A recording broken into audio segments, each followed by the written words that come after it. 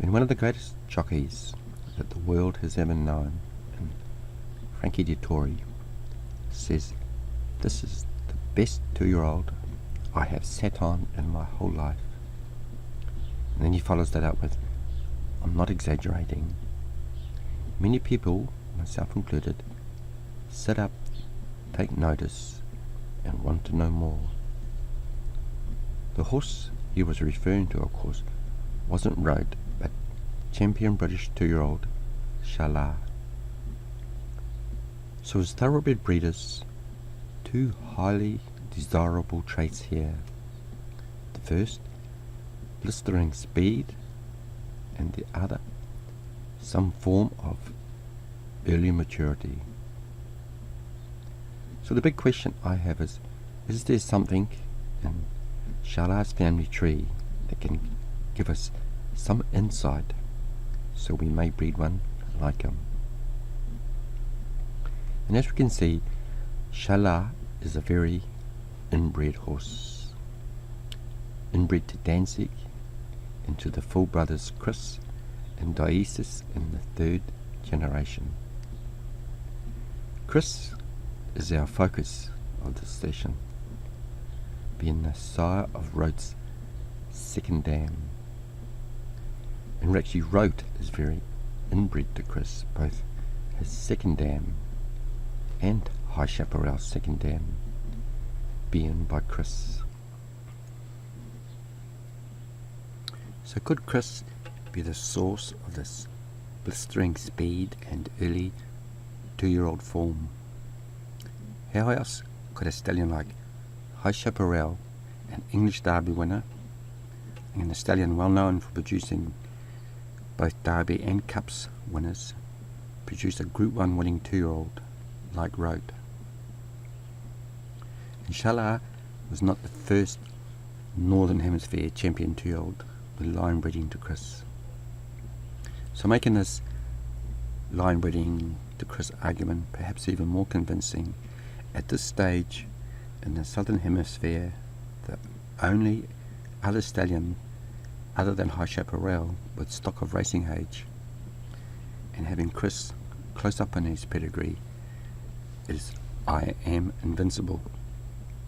And he too has produced outstanding performers with line breeding to Kris.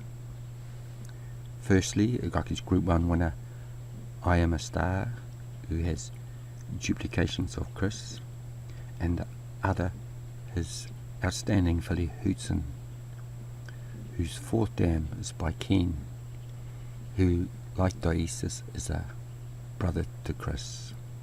And Hootson fits this mould of early maturity and blistering speed perfectly. So what mares can we use to perhaps load the dice, so to speak, in an attempt to tap into Kris's bloodlines? The obvious one would be those by I Am Invincible.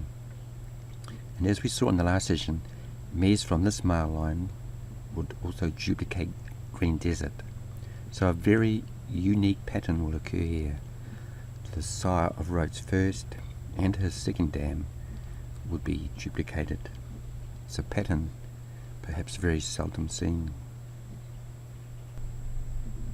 There are plenty of other sons by Invincible Spirit commencing stud duties now. Horses like Charm Spirit, Zabidi, Cable Bay, Super One, Helping, Territories. So in the years to come, there will be no shortage of these mares about. Alternate ways to tap into the blood of Kris would be firstly to connect with other members of his female family. Now this could be done using mares that have either Sucral or his half-brother Sugar Apple lower in their pedigree. When we study the pedigree of High Chaparral's Horse of the Year Done Deal, we can see he has duplications not only of Special, but we also see the presence of the stallion Sucral. Now if we look closer at Sucral's dam, Sweet Angel, you can see this is the third dam of Kris. So actually I believe it was an important part of Dundale's pedigree. And just perhaps the last on this line breeding to Kris, another very effective way to connect with Kris would be to duplicate one of the sires in his female line. And as we saw in the last session, it's a pattern that is present in New Zealand Horse of the Year Bonnie Vale. It's also present in the world's best racehorse, an Australian Horse of the Year, Winx.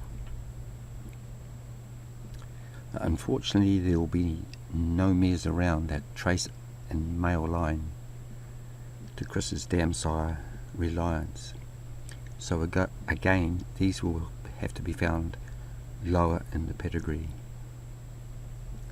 And perhaps a great example that this, or a red flag that this is the source of the brilliance, probably can be seen in a mare who produced 2 Group 1 performers to High Chaparral. This being the dam of Ponderosa Miss and Ecuador. And we can see her third dam was by Reliance. So besides Reliance, his dam Reliance, she was the dam of 2 other outstanding colts in Rauco and Match. Now if we look through again, looking through the progeny of High Chaparral, he sired many outstanding horses with duplications of that mare, probably regarded by most as the fastest son of his sire, this horse Tornado, who's unbeaten as a 2-year-old, a world champion miler, and we can see his 4th dam is by Rauco. So this gives that duplication of Reliance. So any of the following sires, and again they will be lower in the pedigree, will contribute to trying to tap into this wonderful family. There was a full brother to Reliance, a horse called Pollock, is occasionally seen in pedigrees in New Zealand. I do believe it's actually present in the family of Lucia Valentina. So any mares from that family would be a good match for Rote. So just to wind up the session on Kris, achieving success at the very elite level is the pinnacle in any sport. And to breed a horse that is capable of doing this requires the right bloodlines. The blood of Kris, although it's extremely rare down under here in the southern hemisphere, it's exceptional blood. It's here on both sides of Rote's pedigree. To my mind, it's the female family of both early maturity and blistering speed. So whether it's Kris or his brothers or his female family, or perhaps that of his dam sire Reliance and that wider clan, doubling up to these outstanding bloodlines, it has already produced horses at that very elite level. So doubling up to them again in your planned matings with the Stallion Rote could easily double your chances of breeding one like them.